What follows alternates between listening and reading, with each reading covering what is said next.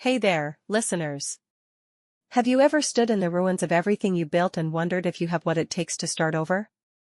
I'm talking about that moment when your bank account shows $17.43, your business partner just disappeared with half your clients, and you're sleeping on your sister's couch at 35 years old. That was me in January 2013, standing in an empty warehouse in downtown LA that used to be my ceramic studio, listening to the echo of my footsteps on concrete that once vibrated with kills and pottery wheels and the dreams of 12 employees who I just had to let go.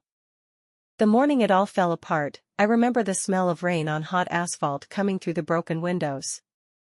Strange for LA in January, that rain. My hands were still stained with cobalt blue glaze from the last batch of pieces we'd never sell. I ran my fingers over the empty shelves where thousands of handmade bowls and vases used to wait for orders that would never come. My business partner, my best friend since college, had sent her resignation via email at 3 a.m. By 9 a.m., she'd announced her new venture with our biggest clients. By noon, our bank had frozen our accounts. 20 years of friendship and 5 years of business, gone in 9 hours. 3 weeks into couch surfing, something shifted. I was washing dishes at my sister Carmen's house. She'd gotten me a part-time job at her restaurant to keep me busy and earning something, when I noticed how the industrial dishwasher left water spots on every single glass. The owner complained about it daily. The staff rewashed everything by hand. It was costing them hours of labor every week. What if, I said to Carmen during our break, standing in the alley behind the kitchen where the dumpsters made everything smell like rotting vegetables and lost hope, what if I could solve this? You make pottery, Maria. You're not a chemical engineer. But here's the thing about hitting bottom, you realize you've got skills you never counted before. All those years perfecting glazes, understanding how minerals interact with water, learning about surface tension and chemical bonds. That night, I started experimenting in Carmen's garage with borrowed equipment from a beauty supply store and samples from a pool cleaning company. The garage became my laboratory. I'd work restaurant shifts until 11 p.m., then mix solutions until 4 a.m. The smell of chlorine and citric acid became my perfume. My hands, once soft from working with wet clay, turned rough from testing hundreds of formulations. Carmen would find me asleep at the workbench, my face pressed against pages of chemistry textbooks I'd bought from college students for $10 each. 6 weeks. 47 formulations. One breakthrough at 2:47 a.m. on a Tuesday when the solution I'd just created left a wine glass so spot-free it seemed to disappear in the light. Walking into restaurant supply stores with a cardboard box full of homemade solution bottles isn't exactly a power move. The first 16 places literally laughed me out. But number 17, Rico's Restaurant Supply on South Broadway, was different. Rico himself was there that day, an old-timer who'd built his business from nothing.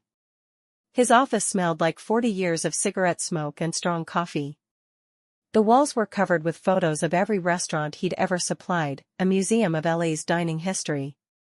"Show me," he said simply. I pulled out 2 identical glasses, spotted and cloudy. Dipped one in my solution, rinsed it, held it up to the fluorescent light. It caught the light like crystal, like magic, like possibility. How much to make 1,000 gallons? I don't know. I make it in my sister's garage. Rico laughed, but not mockingly. It was the laugh of recognition, of someone who'd been there. I started mixing cleaning supplies in my mother's bathtub. Made the whole house smell like ammonia for months. She never forgave me, but she never stopped believing in me either. He gave me my first order, 50 gallons at $30 per gallon. I had 72 hours to deliver. You want to know what determination sounds like? It's the hum of 12 hot plates running simultaneously in a garage at 3 a.m. It's the bubble of solutions mixing while your sister holds a flashlight because you've blown the fuse again. It's counting every penny to buy just enough raw materials, knowing that one mistake means you can't afford to start over. I recruited Carmen and her teenage son Diego. We worked in shifts, mixing, testing, bottling. The garage reached 90 degrees despite the January cold outside. Sweat dripped into our eyes, turning them red from the fumes we were probably shouldn't have been breathing without better ventilation. Diego rigged up fans from old computer parts. Carmen brought endless supplies of coffee and encouragement. "Why don't you just give up?" Diego asked during hour 36, his homework abandoned on the corner of the workbench. "This is insane." I showed him my hands, stained, cut, shaking from exhaustion. These hands used to make beautiful things that ended up in museums. Now they're making something useful, something that solves a real problem. This isn't about what I lost anymore. It's about what I'm building. We delivered 53 gallons to Rico with 6 hours to spare. He paid cash. I've never held $1,500 that felt heavier with possibility. 3 months in, I was selling to 20 restaurants, still working out of the garage. The money was enough to rent my own apartment, a studio in Koreatown where the morning light came in gold through dirty windows. I'd stand there with my coffee, watching the city wake up, planning the day's deliveries in a beat-up Honda Civic I'd bought for $800. Then came the call that changed everything. Not from a restaurant, but from a boutique hotel in Beverly Hills. Their head of housekeeping had heard about my product from Rico. They wanted something special, a solution for their marble bathroom surfaces that wouldn't damage the stone but would leave it streak-free. "We'll pay for development," she said. "If you can solve this, we'll contract you for all 5 of our properties." The thing about marble is it's basically compressed calcium carbonate. Acid eats it alive. Most cleaning products are acidic. I needed to create something alkaline but not caustic, effective but gentle. It was like being asked to make fire that doesn't burn. I spent everything I had on research. Read every patent filing, every chemistry journal I could access at the UCLA library where I pretended to be a student. Tested solutions on marble samples from a cemetery monument company that sold me their mistakes for cheap. My apartment became a laboratory of failure, bottles of solutions that cleaned but damaged, that were safe but useless. The answer came from my pottery background, oddly enough. I'd been thinking about it all wrong, trying to clean the marble. What if instead, I protected it? Like a glaze seals ceramic, what if my solution could create an invisible barrier? The formulation took 2 weeks to perfect. The test was terrifying, the housekeeping director watching as I sprayed it on a piece of their actual marble, the kind that costs more per square foot than I made in a week. The surface sheeted water like a duck's back. Fingerprints wiped away with a dry cloth.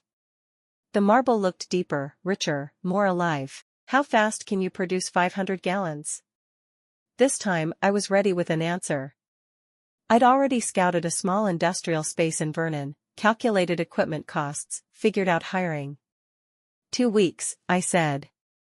But I'll need a deposit. She wrote a check for $10,000 on the spot. That night, I sat in my empty apartment. I'd sold everything to fund the research, and cried for the first time since losing my ceramic studio. Not from sadness, but from the terrifying joy of a second chance. Building a business alone is like trying to applaud with one hand. I needed people, but not just employees, believers. The first was Carmen, who quit her restaurant job to become my operations manager. Then Diego, who turned out to be a genius at logistics, mapping delivery routes that saved us hours each day. I found Miguel at a job fair for veterans. He'd been a chemical specialist in the army, came home to no opportunities. His precision with measurements was military-grade perfect. Every batch came out identical. Teresa answered our Craigslist ad for a part-time bookkeeper. She was 62, had been laid off from an accounting firm that decided she was too old. She organized our chaos into systems, turned my shoebox receipts into real books. Our little warehouse in Vernon became something special. We painted the walls bright yellow, my rebellion against the beige of corporate life. Music always playing, usually Miguel's salsa or Diego's hip-hop. The smell of our products, lemony and clean, mixed with the coffee Teresa brewed strong enough to wake the dead. We weren't just making cleaning solutions. We were proving that failure isn't final, that starting over at 35 or 62 or any age isn't a defeat, it's an opportunity. By July, 6 months after standing in that empty ceramic studio, We had contracts with 30 hotels and 200 restaurants. Revenue hit $50,000 monthly. I hired 6 more people, all folks who'd been knocked down and were ready to fight their way back up. The Beverly Hills Hotel recommended us to their parent company. Suddenly, we were in talks with major chains, discussing 6-figure contracts. I bought my first suit for those meetings, off the rack from Ross, but Carmen tailored it to fit perfectly. In boardrooms with views of the entire city, I pitched our products to executives who didn't know I'd mixed the samples in my kitchen that morning. The secret was never pretending to be something we weren't. When they asked about our facility, I invited them to Vernon, to our yellow-walled warehouse where Teresa had hung plants in the windows and Miguel had painted a mural of the LA skyline on the loading dock wall. We were small but mighty, scrappy but reliable. "You remind me of us 30 years ago," one CEO told me. Hungry. Innovative. Real. Real. After months of feeling like a failure, a fake, a has-been artist playing at business, someone saw us as real. October brought disaster in a different form. A competitor, threatened by our growth, filed a patent infringement claim. Complete bullshit, but fighting it would cost thousands we didn't have. They offered to buy us out for pennies, expecting us to fold. I called my team together in the warehouse. The afternoon sun slanted through the windows, turning everything golden. I laid out the situation, the threat, the offer. "I can't pay you while we fight this," I said.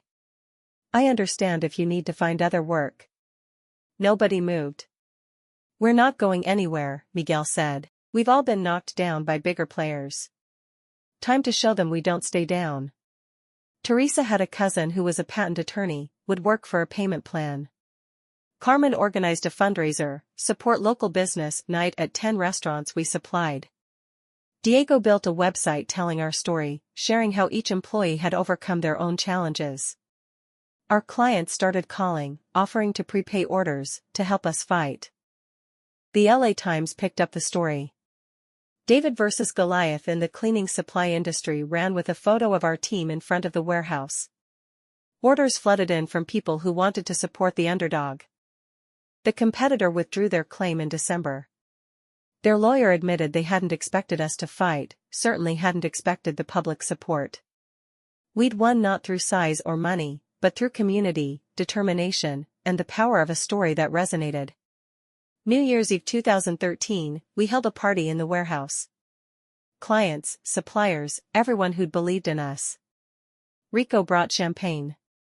The hotel executive who'd given us our first big break made a toast. "To second chances," she said, "and the courage to take them." I stood on a shipping crate, looking at the crowd, my team, our supporters, the business we'd built from nothing but determination and dishwasher spots. The warehouse smelled like celebration now. Champagne and Carmen's homemade tamales, success and possibility. 10 months ago, I said, my voice carrying over the music, I had $17 and a broken heart. I thought my life was over at 35. But failure, it turns out, is just life's way of clearing the ground for something better. Every single person in this room knows what it's like to be knocked down. The magic isn't in never falling, it's in how we get back up. By January 2014, 1 year after losing everything, we'd moved to a facility 10 times larger. 60 employees, all with stories of resilience. Revenue had crossed 2 million. We launched a program hiring formerly homeless individuals, teaching them chemistry and business skills.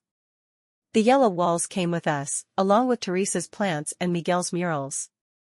I started speaking at business schools, community colleges, anywhere people needed to hear that failure isn't final. My hands, once stained with ceramic glaze, then roughened by chemicals, now signed contracts and shook hands with people who saw possibility in our story.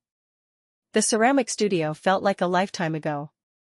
Sometimes I'd drive past the old warehouse, now a CrossFit gym. No bitterness, just gratitude for the push I'd needed to discover what I was really capable of. My former business partner reached out once, wanting to reconnect. I met her for coffee, no anger left, just curiosity. Her new venture had failed within 6 months. She was starting over, again, at 36. How did you do it? She asked. How did you rebuild so fast?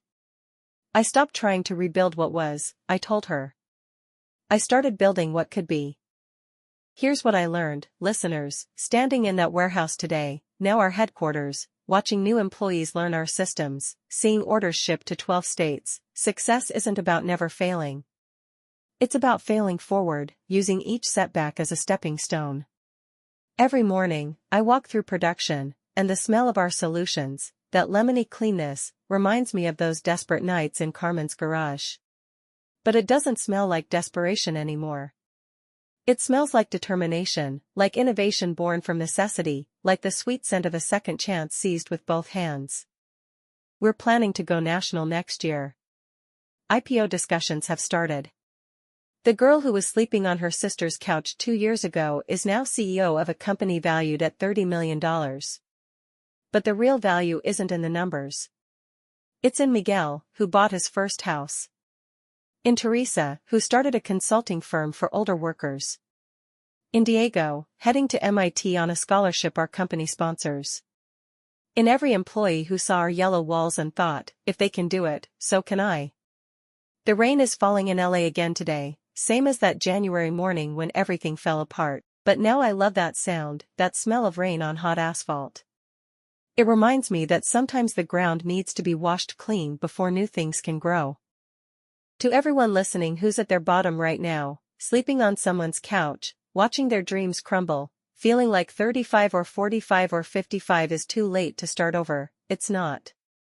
Your expertise is transferable in ways you haven't imagined. Your failure is compost for future success.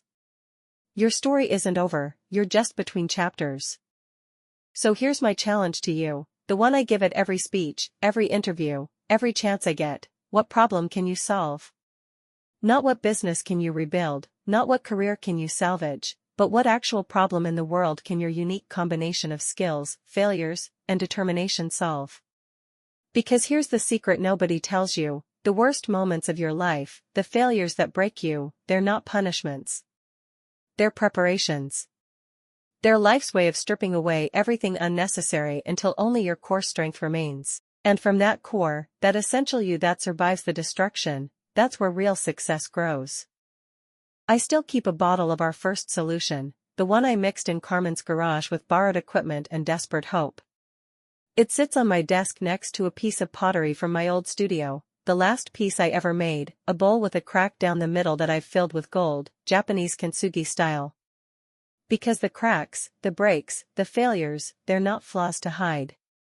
They're proof of survival, maps of resilience, the very things that make us valuable. The morning light is coming through my office windows now, turning everything gold just like it did in that first apartment in Koreatown. But I'm not planning delivery routes anymore. I'm planning futures, ours, our employees, and maybe yours too. Because if a failed ceramic artist can build a multi-million-dollar company from dishwasher spots and determination, imagine what you can build from whatever brought you to your knees. The only question is, when will you start?